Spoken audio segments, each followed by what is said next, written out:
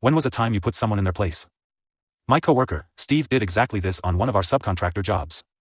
The customer was a manufacturer for high-end electronic components. Security was tight as a small 4x6 box could contain 250K worth of microchips. A security checkpoint had to be passed every trip in or out of the building. Mr. Security Guard, Chad, decided Steve was more suspicious than the other 4 techs.